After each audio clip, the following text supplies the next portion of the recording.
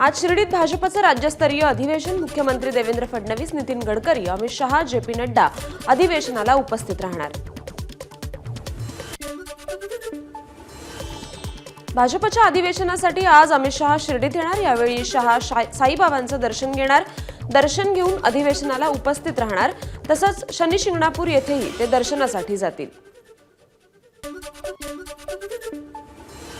भाजपच्या अधिवेशनासाठी नेते शिर्डीत रवींद्र चव्हाण, नारायण राणे, चंद्रकांत पाटील, राम शिंदेसह इतर नेत्यांनी घेतलं साईबाबांचं दर्शन।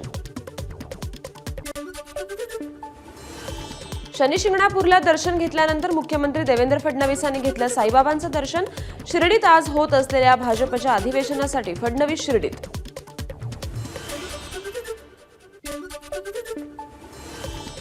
साई दर्शनानंतर मुख्यमंत्री देवेंद्र फडणवीसांचा द्वारकामाई वृद्धाश्रमातील वृद्धांशी संवाद। शिर्डीतील पदाधिकारी सचिन तांबे यांच्या विनंतीमुळे फडणवीस वृद्धाश्रमात गेले होते।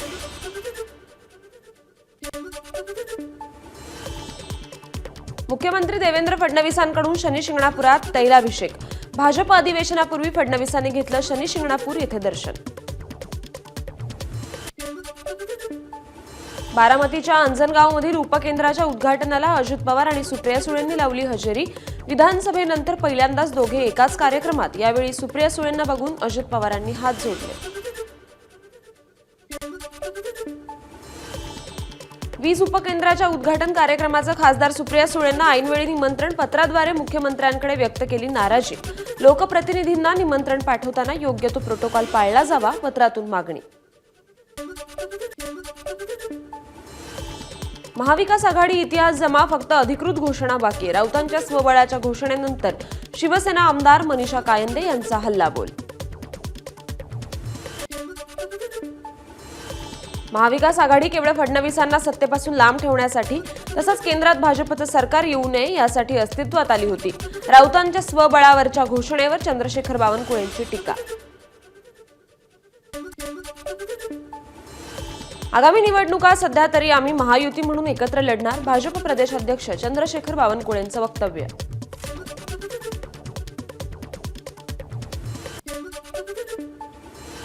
राजकारणात कालचा दुश्मन हा आजचा मित्र होतो आणि आजचा मित्र उद्याचा दुश्मन होतो। देवेंद्र फडणवीस, उद्धव ठाकरे एकत्रित येण्याच्या चर्चेवर भाजपचे आमदार सुरेश भोळे यांची प्रतिक्रिया।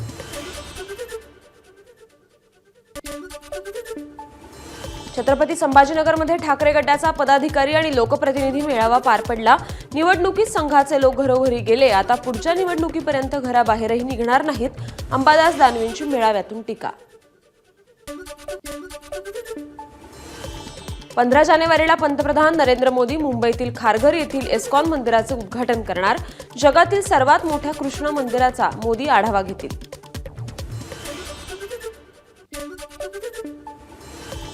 माजी मंत्री छगन भुजबळ येवला दौऱ्यादरम्यान ते विविध विकास कामांचं भूमिपूजन आणि शासकीय अधिकारी यांची आढावा बैठक घेतील। खासदार सुप्रिया सुळे आज परभणीच्या दौऱ्यावर। सोमनाथ सूर्यवंशी आणि विजय वाकोडेंच्या कुटुंबियांची सांत्वनपर भेट घेणार। परभणीत सुरू असलेल्या आंबेडकरी अनुयायांच्या धरणे आंदोलनालाही त्या भेट देतील। केज जिल्हा आणि सत्र न्यायालयाकडून विष्णू साठेला 2 दिवसांची सीआयडी कस्टडी। सरकारी वकिलांनी मागितली होती 8 दिवसांची कस्टडी।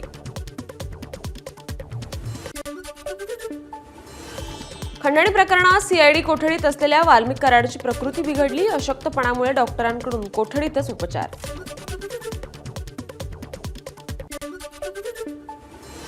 अनुदान देण्याचं सांगून वाल्मिक कराडनं 140 शेतकऱ्यांना 11 कोटी 20 लाखांचा गंडा घातला। पैसे परत मागितल्यावर मारहाण करून हाकलून दिल्याचा शेतकऱ्यांचा आरोप। मुख्यमंत्र्यांनी न्याय द्यावा, शेतकऱ्यांची मागणी। वाल्मिक कराडची नार्को टेस्ट करा, तसंच पंकजा मुंडे आणि धनंजय मुंडे यांना नांदेड जिल्ह्याचा पालकमंत्री करू नये, अशीही मराठा समाजाची बैठकीत मागणी।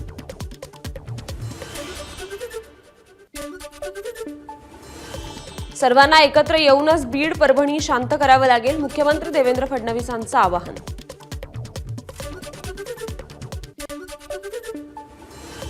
परभणी आणि इतर भाग शांत व्हायला हवा। राजकीय विचार वेगळे असले तरी महाराष्ट्र शांत ठेवणं ही एकट्या मुख्यमंत्र्यांची नाही, तर सर्वांचीच जबाबदारी। शरद पवारांचं वक्तव्य।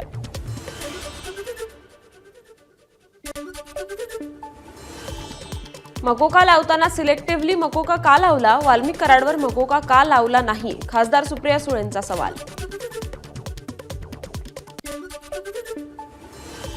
मास्टर माइंड म्हणून वाल्मिक कराडचं नाव समोर यायला हवं. वाल्मिकला व्हीआयपी ट्रीटमेंट दिली जाते, त्याला फाशी दिल्याशिवाय शांत बसणार नाही. संदीप क्षीरसागर यांचं वक्तव्य.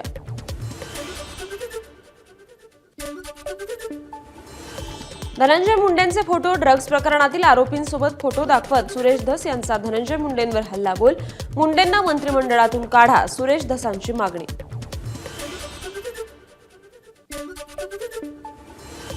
संतोष देशमुखांना सलग 4 तास मारहाण केली. मारहाणीचा व्हिडिओ काढून आकाला दाखवला, सुरेश धस यांचा दावा. तर गुन्हा दाखल करू नका असं म्हणणाराच मुख्य आरोपी धस यांचा गौप्यस्फोट.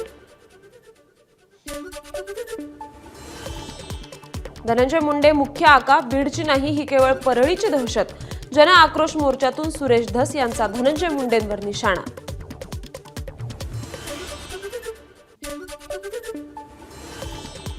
महासांस्कृतिक महोत्सवात 5 कोटींचा घोटाळा. सुरेश धस यांचा आरोप.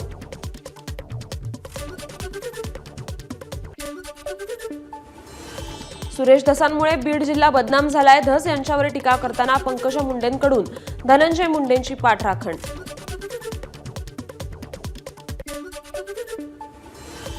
धनंजय मुंडेंनी आपल्या माणसांना आवर घालावा. तुमच्यामुळे मराठा, दलित, मुस्लिम, ओबीसींना त्रास झाला तर 25 जानेवारीनंतर तुमची मस्ती उतरवल्याशिवाय शांत बसणार नाही. जरांगेंचा इशारा.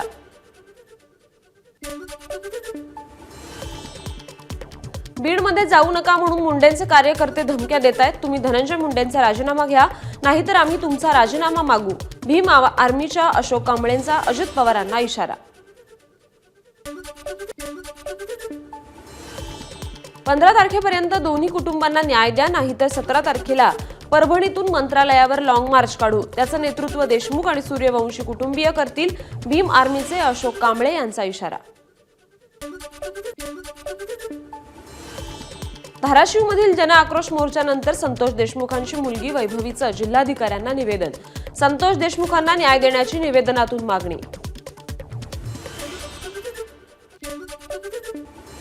छत्रपती संभाजीनगरमध्ये ऑरिक सिटीची बैठक. उद्योजकांच्या अडचणींचा मंत्री उदय सामंतांनी घेतला आढावा. कोणी खंडणी मागत असेल तर अशा प्रवृत्तीला जेलची हवा खावी लागणार, सामंतांचा इशारा. विशाळगडावरील उरुसच्या पार्श्वभूमीवर गडाच्या पायथ्याशी पोलिसांचा मोठा बंदोबस्त. उरुसाला महसूल आणि पुरातत्व विभागाची परवानगी नाही.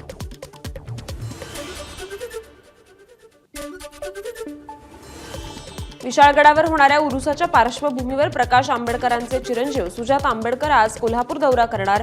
शाहू महाराजांच्या समाधीस्थळी अभिवादन करतील.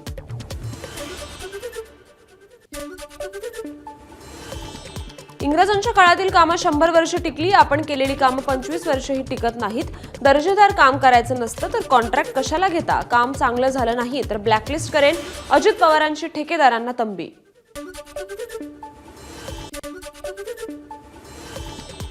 पुण्यातील महाराष्ट्र साहित्य परिषदेत शरद पवारांचा साहित्यिकांसोबत संवाद. दिल्लीत होणाऱ्या 98व्या अखिल भारतीय मराठी साहित्य संमेलनाचे शरद पवार स्वागताध्यक्ष. आरपीआय खरात गटाचे सचिन खरात यांच्या वाहनाला अपघात. धाराशिवचा मोर्चा आटोपून परभणीकडे परतत असताना अपघात. खरात सुखरूप.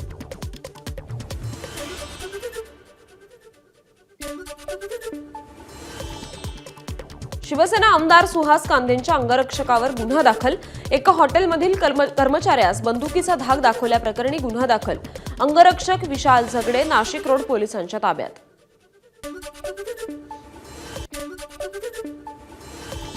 ठाण्यातील खोपट एसटी बस स्थानकात 17 नवीन बसेसचं उद्घाटन. रस्ता सुरक्षा अभियानादरम्यान चालकानं काय काळजी घ्यावी याची माहिती देण्यात आली.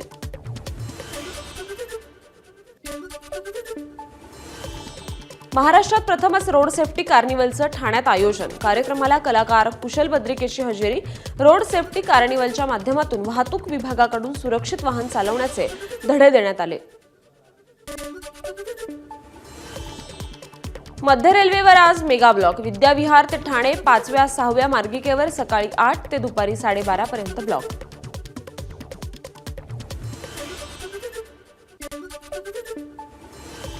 पश्चिम रेल्वे मार्गावर आज सांताक्रूज ते गोरेगाव अप आणि डाऊन जलद मार्गावर ब्लॉक.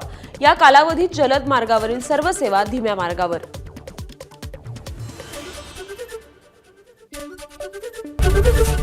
एबीपी माझा, उघडा डोळे बघा नीट.